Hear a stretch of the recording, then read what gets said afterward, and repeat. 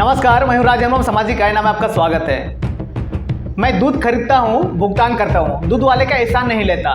कपड़े खरीदता हूं, भुगतान करता हूं, कपड़े वाले का एहसान नहीं लेता। कार खरीदता हूं, भुगतान करता हूं, कार वाले का एहसान नहीं लेता। तो जब अनाज खरीदता हूं, पेमेंट करता हूं, अनाज वाले का एहसान नहीं लेता। क्या ही सुंदर तर्क है, पर इसके नीचे झोल है। किसानों की समर्थन मूल्य, एमएसपी की मांग पर बड़े बड़े चैनल, देशभक्त और ठगबाज हैंडल इस तरह की किस्सेबाजी कर रहे हैं, लेकिन इनके बीच बड़ा फर्क है। कार के निर्यात पर सरकार रोक नहीं लगाती, दूध पीडीएस में नहीं बेचती है, कपड़े सब्सिडी पर नहीं मिलता। इनके मूल्य नियंत्रित करने में सरकारों की भूमिका नहीं होती, लेकिन अनाज और खाद्य पदार्थ सबसे अलग है, जीवन का आधार और आम आदमी के खर्च की सबसे बड़ा हिस्सा है। दरअसल जैसे जैसे आपकी औकात कम होती जाती है, भोजन का खर्च बढ़ता जाता है। यानी आप 50,000 कमाते हैं, भोजन का खर्च 20,000 यानी 40% हो जाती है। लेकिन जब आप लाख रुपया कमाते हैं, पर भोजन खर्च अब भी 20 से 22,000 यानी 20 से 22% होती है। लेकिन आप कुल जमा जब 20,000 ही कमाते हैं, तो भोजन खर्च कमाई का 60 से 70% हो सकता है। यानी गरीब सबसे ज़्यादा हिस्सा भोजन पर खर्च करता है, और गरीब ही देश में ज़्यादा है, और वही वोट बैंक का सबसे बड़ा हिस्सा भी है। ऐसे में भोजन की कीमत कम रखना सरकार की मजबूरी है। वह कार, दूध, कपड़े में दखल नहीं देती, मगर भोजन पर कड़ा नियंत्रण रखती है। वो कैसे?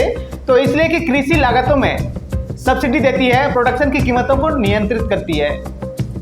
अगर विदेश में अच्छे दाम मिल रहे हो तो निर्यात रोक देती है कि कहीं लोकल दाम ना बढ़ जाए। हमेशा खुद खरीद कर भंडार रख करती है, ताकि अचानक दाम ना बढ़ जाए। लेकिन खरीद कर रख लिया तो इस भंडार का करे क्या? अब इसे ठिकाने लगाने के लिए मुफ्त बांटने का ड्रामा होता है। एक सरकार यानी कांग्रेस की सरकार 24 करोड़ लोगों को बांटने का दावा करती थी, वही दूसरी तरफ मोदी सरकार 80 करोड़ लोगों को दावा करती है बांटने की। लेकिन यहाँ आपको बेवकूफ बनाया जा रहा है। वो कैसे? तो कांग्रेस कौन करती थी 24 करोड़ राशन कार्ड की, जिसको वो अनाज देती थी।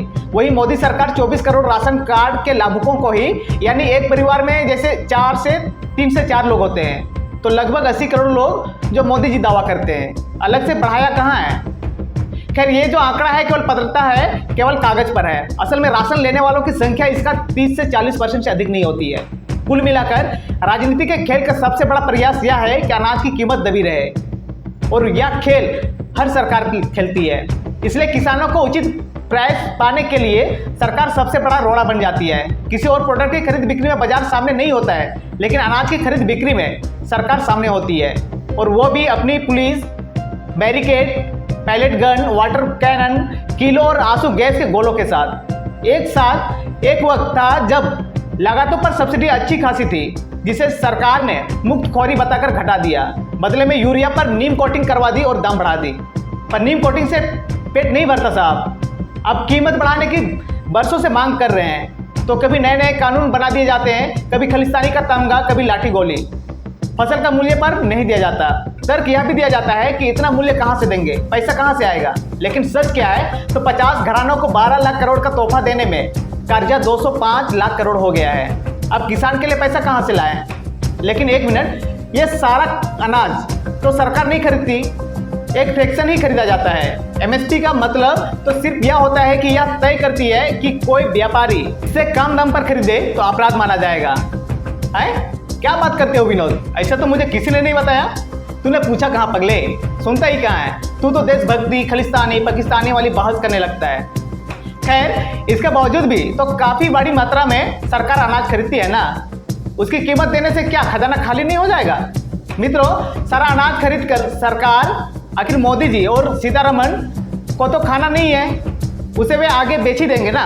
तो 40 में खरीदेंगे, 45 में बेचेंगे, उल्टा 5 रुपये कमा लेंगे। ऐसे ही होता है ना। चलो 40 में खरीद कर 30 में बेचेंगे, सब्सिडी देंगे, तो महज 10 रुपये का घाटा होगा।